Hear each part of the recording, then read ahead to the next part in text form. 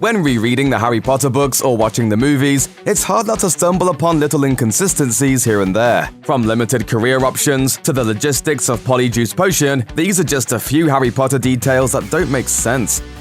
After a young witch or wizard graduates from Hogwarts, they're expected to join the adult wizarding world, and part of that is figuring out which career works for them. During the 5th book in the series, Order of the Phoenix, Harry visits Professor McGonagall for a required career advice meeting, and they discuss which classes Harry should take to qualify for his desired post-grad job. However, besides becoming an Auror, a dark wizard catcher, post-Hogwarts options seem pretty scarce, especially according to the adults in Harry's life. It's never revealed what Harry's parents, James and Lily, did for a living, but almost every adult he knows growing up either works for the wizarding government, the Ministry of Magic, or teaches at Hogwarts, though there is a wizarding hospital, St. Mungo's, which is stocked with healers, and some talented athletes might become Quidditch players. This means there are roughly 4 viable career paths in the wizarding world.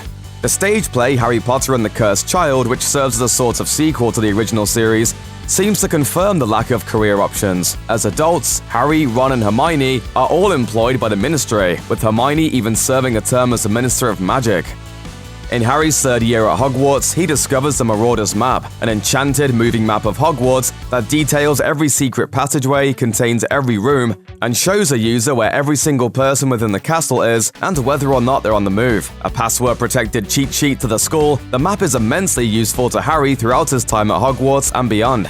And as it turns out, it was his birthright all along. Harry's father, James, helped create the map during his own time there. I solemnly swear that I am up to no good. Harry is given the map by Ron's brothers Fred and George, the notoriously mischievous Weasley twins, who have been its custodians for years, but this seems a bit off, considering that map apparently contained a huge conspicuous secret the entire time they had it. Peter Pettigrew, one of the map's creators and the man who betrayed Harry's parents, spent 12 years posing as Ron's pet rat and sharing a dorm room with Ron and Harry, and apparently, Fred and George didn't pay much attention to the strange name hanging out with their brother for years. The twins may be troublemakers, but they're not stupid. It just doesn't add up. One notable feature of Hogwarts is that it's filled with magical moving portraits, and students and professors alike can communicate with the seemingly sentient subjects within. From the portrait of the fat lady who guards the Gryffindor common room, to the former headmasters and headmistresses living in their own commemorative portraits in Dumbledore's office, this world is filled with painted personalities who are fully capable of carrying on conversations with anyone who tries to talk to them. Password. Caput Draconis.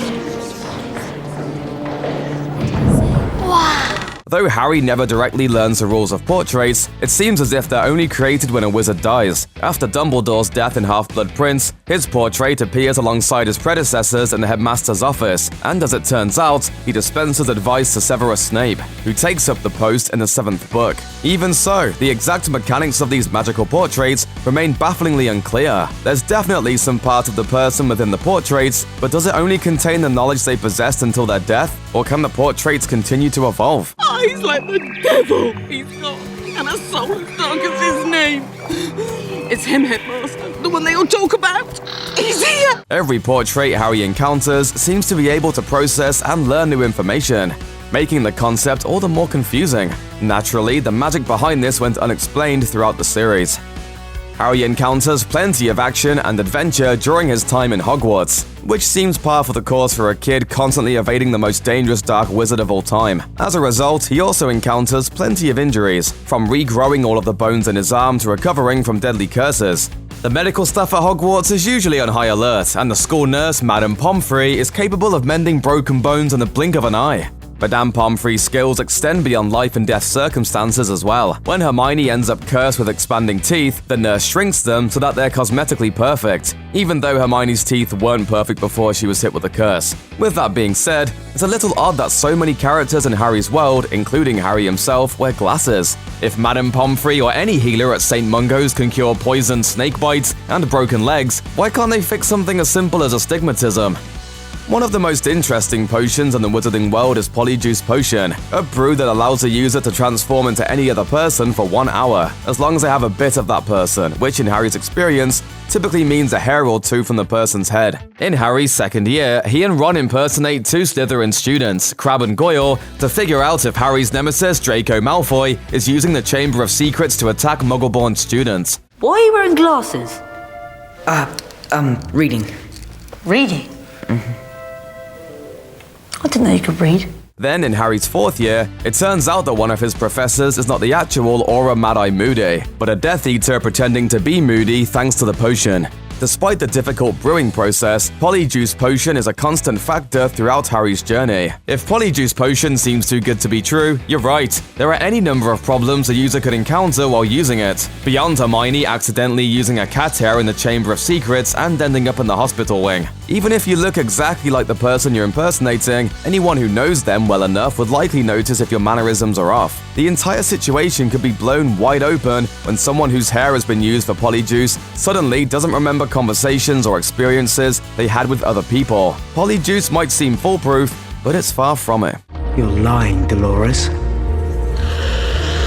And one mustn't tell lies. Stupefy! Check out one of our newest videos right here. Plus, even more Looper videos about your favorite stuff are coming soon. Subscribe to our YouTube channel and hit the bell so you don't miss a single one.